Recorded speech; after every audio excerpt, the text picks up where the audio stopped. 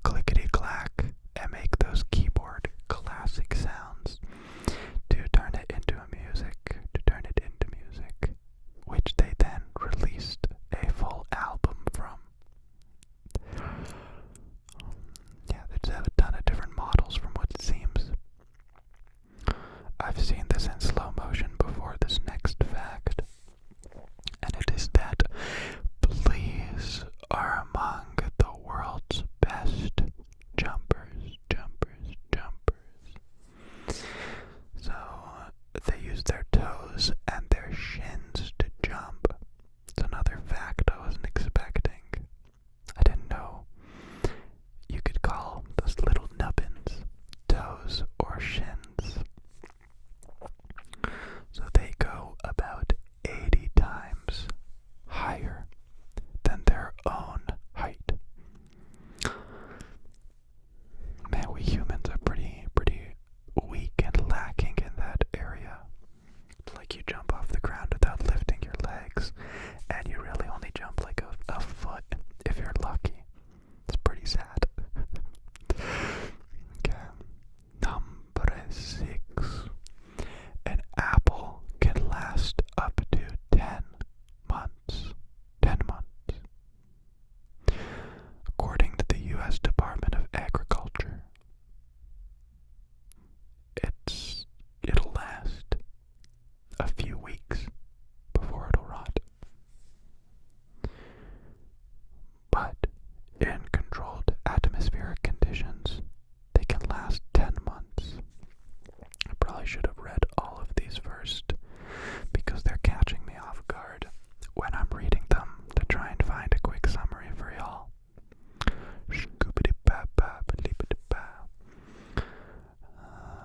But yeah, it's pretty crazy. 10 months for an apple.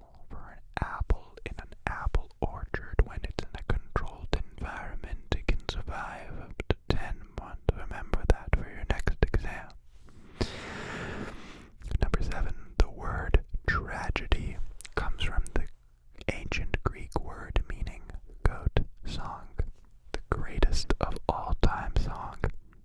I doubt that's what they meant.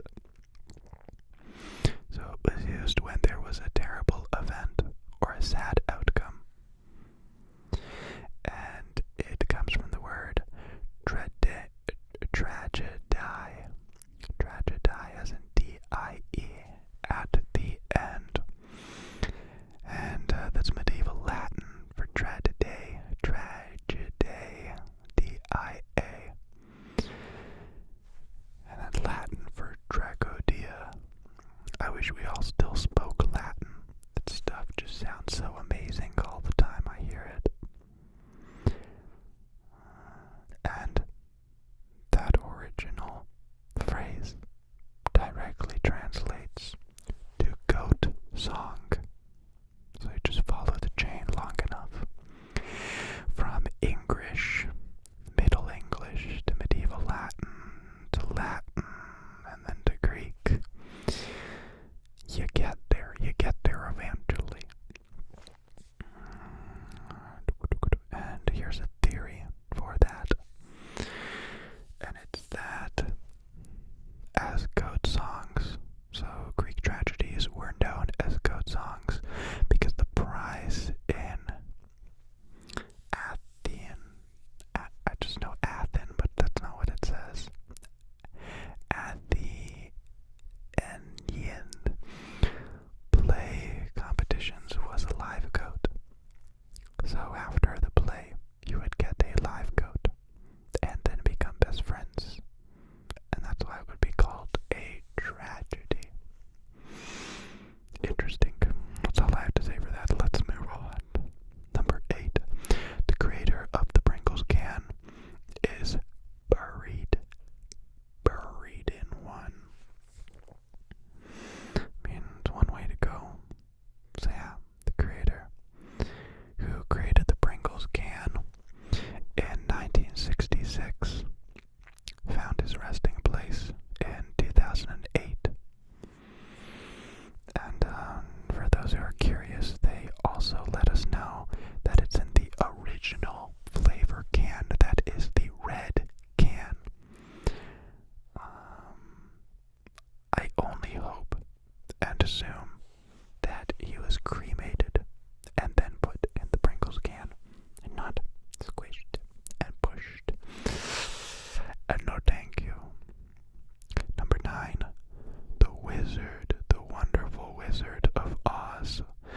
Full name in Oscar Zostern, Biggestink, Isaac, Norman, Glenid, Emmanuel, Embostix. Yo, I butchered all that. Can I try that again? But like really calm and relaxed. Okay, good. The Wizard of Oz's full name is Oscar Zoroaster Thadrid Isaac Norman Henkel Emmanuel Amboy Stiggs. In the original 1990 Wonderful Wizard of Oz novel, does it not catch anyone else off guard when you hear a book written in the 1800s or early 1900s? I don't know why every time it catches me off guard. For whatever reason, I'm sure it's a human thing. We all experience human things, right? I guess it's just like before you were born. It almost feels like, well, because that's how it is. Nothing existed to you before you were born. So that when you hear books were written, and these books that you read come from times that were over 100 years ago, it almost seems nonsensical to me. Like, 100 years ago, were there pirates? Were there dinosaurs?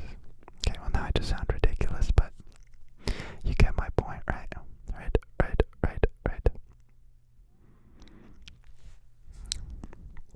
Num, num, num, num, num.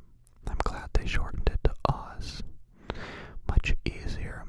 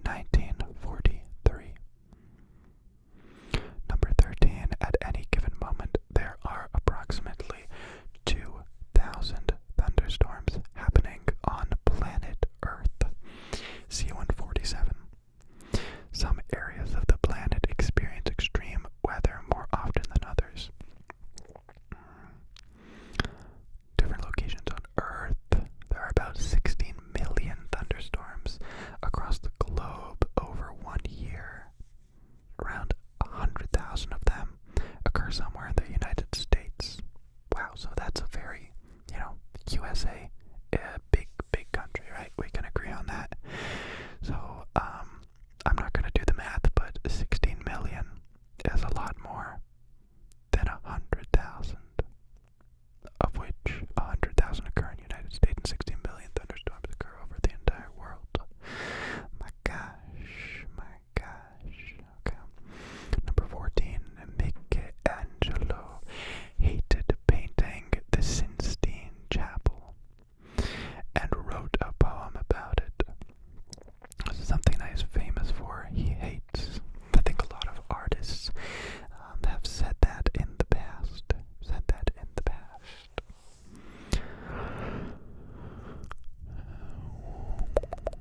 So it's just the position he was in to paint that seems to be the main driving force for the angrily written poem. So it was written in native Italian in 1509. And here's a sample. My stomach squashed under my chin, my beard's pointing at heaven, my brains crushed in a casket, my breast twists like a harpy's. What? They spoke much differently than us, huh? But it's that painting where they're coming in to touch fingers. They're just touching tips as gentlemen do. Let's see, number 15. 1,000,000 Earths would fit inside the sun. I've heard this as well. I guess there's nothing to explain. You take Earth and it'll fit 1,000,000 times in the sun. But the sun's always expanding, so we'll come back to this in 100 million years to find out if it's the same. The letter Z was removed from the alphabet for 200 years. But why, good sir? Why? So, words, things, happened around 300 BC. That's before casserole. And that's when Roman Caesar, Appius Claudius Caesarus, had removed Z from the alphabet due to the fact that it wasn't used that much. Oh no. The letter S was also nixed, and the letter G was added. So that's many facts in one. It took 200 years for letter Z to make its way back to the alphabet. Man, just because you don't use it that much doesn't mean you gotta throw it away, jeez. I mean, I believe in minimalism, but that's hardcore. It's the alphabet. People are just like, damn, I guess we can't say anything with the letter Z. Throw away your, I don't know any words. Zebra.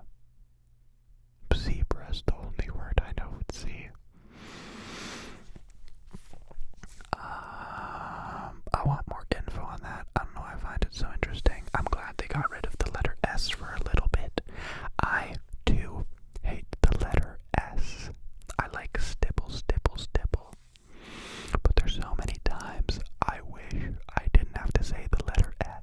And even if you listen to my ASMR, I've just subconsciously not emphasized the letter S too much because you don't want to hear whistling, right? You don't want to hear whistling when you're trying to sleep. So the letters just disappear. Number 17, the National Hot Dog and Sausage Council, doing good work, men, good work, and women, ruled that hot dogs aren't sandwiches. How dare you? I just complimented you, and you spit in my face like this. I haven't had a hot dog in like 5 years, but still, when I do have them, they're delicious. Now they're not sandwiches though. That's rude. There's bread on top, bread on the bottom. There's stuff in the middle. There's a lot of stuff sometimes in the middle. Apparently it's a very heavy debate amongst these people. Yeah, like what do tacos mean? Or burritos? I don't know. It's crazy. Man, and this is the longest explanation they gave, and I'm not even gonna read it. They got like 10 names in there, and they're just yelling at each other. No, it is a sandwich. No, it's not. Gosh darn it. Number 18, a coffee taster had his tongue insured for $10 million. I've heard that before for like hand models. They get their hand covered by insurance, which makes sense. You can't work anymore afterwards unless you're a complete badass and you somehow make it work. I respect it.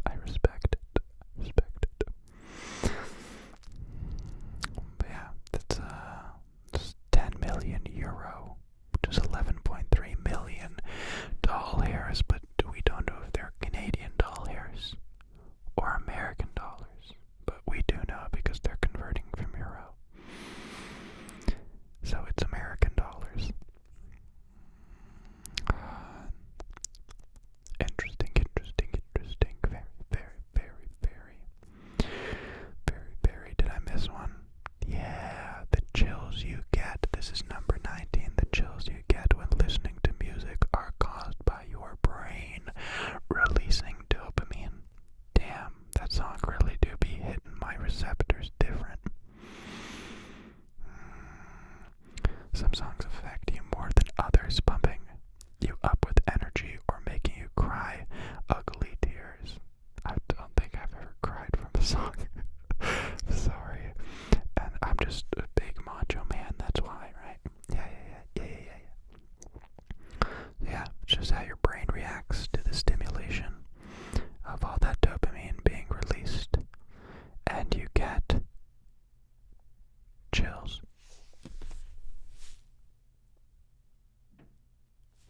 What if ASMR gives tingles? Partly because of dopamine release. Yo,